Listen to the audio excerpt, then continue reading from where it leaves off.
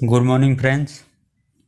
સબ્જેક્ટનું નામ છે power quality and management અને આજનો આપણો જે ટૉપિક છે જે curves of low frequency disturbance. Okay, આપણે જે લાસ્ટ લેક્ચરમાં જે ટૉપિક વિશે અભ્યાસ કર્યો હતો એ હતો ડાયનેમિક વોલ્ટેજ રિસ્ટોરર. ઓકે, અને આજનો આપણો ટૉપિક છે એ છે ફેરો રેઝોનન્ટ ટ્રાન્સફોર્મર.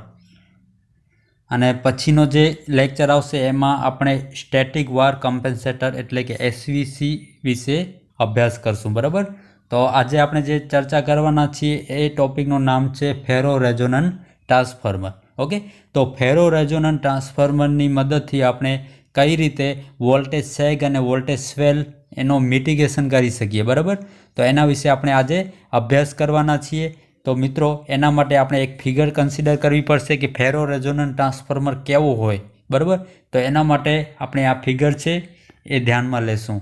તો અહીંયા ફેરો રેઝોનન્ટ ટ્રાન્સફોર્મરની એક ફિગર આપેલી છે. એ ફિગરમાં જે પ્રાઇમરી વાઇન્ડિંગ છે એ 1 છે અને સેકન્ડરી વાઇન્ડિંગ છે એ 2 છે.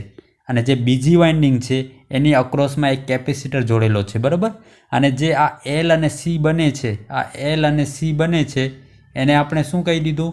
Resonant LC circuit. બરાબર, અને જે ફેરો વર્ડ વાપરેલો છે એ ફેરો વર્ડ એ આરએન માટે વાપરેલો છે. બરાબર, એટલા માટે આપણે એને શું કહેશું? ફેરો રેઝોનન્ટ ટ્રાન્સફોર્મર. રાઈટ. ઓકે, તો આ ફિગર છે એ ફિગર કોની છે? ફેરો રેઝોનન્ટ ટ્રાન્સફોર્મરની છે. બરાબર, ઓકે. હવે આપણે બીજો એક ગ્રાફ કન્સિડર કરશું. અહીંયા ગ્રાફ દેખાય છે. એમાં ગ્રાફમાં તમારે એક આઉટપુટ વોલ્ટેજ છે અને એક છે ઇનપુટ વોલ્ટેજ. બરાબર, ઓકે. હવે આ ગ્રાફમાં એક કર્વ આપેલો છે. અહીંયા કર્વ આપેલો છે. આ કર્વ તમને કોના જેવો લાગે છે? તો આ કર્વ તમને BH કર્વ જેવો લાગે છે. બરાબર, ઓકે. તો આ કર્વ બીજું કશું પણ નથી. શું છે? BH કર્વ જ છે. બરાબર, બીજું કોઈ વસ્તુ નથી. એ BH કર્વ છે. ઓકે, ને BH કર્વમાં અહીંયા આઉટપુટ વોલ્ટેજ આપેલો છે અને ઇનપુટ વોલ્ટેજ આપેલો છે. બરાબર, હવે આ કર્વ વિશે તમને ખ્યાલ હશે કે આ ભાગ છે એ સેચ્યુરેશન રેન્જ છે. ઓકે, અહીંયા જે ભાગ છે એ સેચ્યુરેશનનો ભાગ છે, સેચ્યુરેશનનો. બરાબર, હવે સેચ્યુરેશન વિશે તમને ખ્યાલ જ છે. બરાબર, કે જ્યારે સેચ્યુરેશન થાય ત્યારે તમારો કોર છે એ વધારે કરંટ લે. ઓકે, અને આ છે નોર્મલ રેન્જ છે. બરાબર, અહીંયા આ ભાગમાં તમારું જે સાધન છે, પાવર સિસ્ટમનું કોઈ પણ સાધન છે એ નોર્મલી વર્ક કરે છે. બરાબર, પરંતુ આ જે ફેરો રેઝોનન્ટ ટ્રાન્સફોર્મર છે એ વર્ક ક્યાં કરશે? નોર્મલ રેન્જમાં કરશે કે સેચ્યુરેશન રેન્જમાં કરશે? તો મિત્રો, અહીંયા જે ની પોઈન્ટ આપેલો છે, ની પોઈન્ટ, એ ની પોઈન્ટમાં તમારો જે ફેરો રેઝોનન્ટ ટ્રાન્સફોર્મર છે એ વર્ક કરશે. બરાબર, ક્યાં વર્ક કરશે? તો આ ની પોઈન્ટ ઉપર. ની પોઈન્ટને હું કહી દઉં કે. ઓકે, તો કે પોઈન્ટ ઉપર તમારો ફેરો રેઝોનન્ટ ટ્રાન્સફોર્મર છે એ વર્ક કરશે. ઓકે, હવે આપણે શું જોવાનું કે એ જ્યારે સિસ્ટમમાં વોલ્ટેજ સ્વેલ આવે અથવા તો વોલ્ટેજ સેગ આવે ત્યારે આ ફેરો રેઝોનન્ટ ટ્રાન્સફોર્મર છે એ કઈ રીતે વોલ્ટેજ સેગ અથવા તો વોલ્ટેજ સ્વેલને મિટિગેટ કરે, એટલે કે દૂર કરે. તો પહેલે આપણે કન્સિડર કરશું કે વોલ્ટેજ સ્વેલ આવે ત્યારે કેવી રીતે આ ફેરો રેઝોનન્ટ ટ્રાન્સફોર્મર છે એ વર્ક કરશે. બરાબર, ધારો કે આ ટ્રાન્સફોર્મરમાં ઇનપુટ અથવા તો કોઈ પાવર સિસ્ટમ છે એમાં વોલ્ટેજ સ્વેલ આવ્યો. વોલ્ટેજ સ્વેલ એટલે કે વોલ્ટેજમાં વધારો થયો. બરાબર, વોલ્ટેજમાં વધારો થયો એટલે શું થશે? કે વોલ્ટેજમાં વધારો એટલે કે આ આઉટપુટ વોલ્ટેજ છે અને ઇનપુટ વોલ્ટેજ. હવે ઇનપુટ વોલ્ટેજમાં વધારો થયો. બરાબર, એટલે કે અહીંયા વોલ્ટેજમાં વધારો થયો, આ વોલ્ટેજમાં વધારો થયો. બરાબર, તો હવે આઉટપુટ વોલ્ટેજ કેવો આવશે? બરાબર, એ જોવાનું છે. તો અહીંયા આઉટપુટ વોલ્ટેજ વર્સિસ ઇનપુટ વોલ્ટેજનો ગ્રાફ આપેલો છે. હવે તમારો જે ફેરો રેઝોનન્ટ ટ્રાન્સફોર્મર છે અહીંયા કે પોઈન્ટ ઉપર વર્ક કરે છે. બરાબર, નોર્મલ વોલ્ટેજ હોય ત્યારે. ઓકે, નોર્મલ વોલ્ટેજ હોય ત્યારે તમારો ફેરો રેઝોનન્ટ ટ્રાન્સફોર્મર છે એ કે પોઈન્ટ ઉપર વર્ક કરે છે. હવે તમારો વોલ્ટેજ વધ્યો. કોના લીધે? વોલ્ટેજ સ્વેલના લીધે વોલ્ટેજ વધ્યો. તો એ શું થશે? ઇનપુટ વોલ્ટેજમાં વધારો થયો એટલે અહીંયા શું થશે? આ ઇનપુટ વોલ્ટેજમાં વધારો થયો એટલે આ કે પોઈન્ટ ખસીને ક્યાં જશે? જમણી સાઈડ. એટલે કે એ વધારે સેચ્યુરેટ થશે. કેવું થશે? વધારે સેચ્યુરેટ. ઓકે, હવે જ્યારે વધારે સેચ્યુરેટ થશે, ઓકે, અહીંયા જુઓ તમે આઉટપુટ વોલ્ટેજમાં એટલો ફેરફાર નથી થતો. ઓકે, જોઈ શકો છો તમે. હવે શું થશે કે જ્યારે વધારે સેચ્યુરેટ થશે ત્યારે શું થશે? તો વધારે સેચ્યુરેટ થયો એના લીધે શું થયું કે આ જે બે કોમ્પોનન્ટ છે, એક છે IC અને બીજો છે IL. ઓકે, ઇન્ડક્ટરમાંથી પસાર થતો કરંટ IL છે, જ્યારે કેપેસિટીવમાંથી પસાર થતો IC છે. જ્યારે તમારો ટ્રાન્સફોર્મર વધારે કરંટ લેશે ત્યારે શું થશે?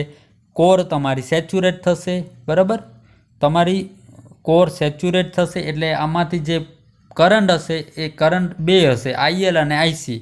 જ્યારે તમારી કોર સેચ્યુરેટ થશે ત્યારે તમારું જે IL હશે એ વધી જશે અને IC છે એટલે ઓછો હશે, બરાબર? ઘટી તો નહીં જાય, ઓછું હશે. એટલે કે તમારું જે IL હશે એ IC કરતાં વધારે હશે, બરાબર? એટલે જે રિઝલ્ટન્ટ કરંટ મળશે એમ આપણને કેવો મળશે? IL મળશે, અથવા તો વોલ્ટેજ કરતાં લેગ મળશે, બરાબર? એટલે કે ઇન્ડક્ટિવ નેચરનો મળશે તમને. હવે જ્યારે તમારો કરંટ ઇન્ડક્ટિવ નેચરનો હોય ત્યારે એ વોલ્ટેજમાં ઘટાડો કરે કે વોલ્ટેજમાં વધારો કરે? તો મિત્રો, જ્યારે આપણે વોલ્ટેજને ઘટાડવું હોય ત્યારે આપણે ઇન્ડક્ટર જોડીએ છીએ, બરાબર? એટલા માટે જ્યારે તમારો જે ટ્રાન્સફોર્મર છે ઇન્ડક્ટિવ નેચરનો હશે એ વોલ્ટેજમાં ઘટાડો થશે, બરાબર? ઘટાડો કરશે, બરાબર? એટલે કે જે વોલ્ટેજ સ્વેલ હતો એ પાછો ઘટી જશે. કોના લીધે? આ ઇન્ડક્ટિવ નેચરના લીધે, રાઈટ? ઓકે, તો આવી રીતે તમારો જ્યારે વોલ્ટેજ સ્વેલ થાય છે ત્યારે એ ઓટોમેટિક ઘટી જશે. કોના લીધે? તો આ ઇન્ડક્ટિવ નેચરના લીધે, બરાબર?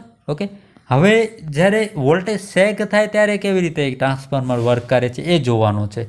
તો વોલ્ટેજ સેગ થાય એટલે વોલ્ટેજમાં ઘટાડો થયો એટલે અહીંયા ક્યાંક આવી જશે. ઓકે, અહીંયા ક્યાંક, એટલે કે તમારો વોલ્ટેજમાં ઘટાડો થયો, બરાબર? એટલે આઉટપુટ વોલ્ટેજમાં પણ ઘટાડો થશે, બરાબર?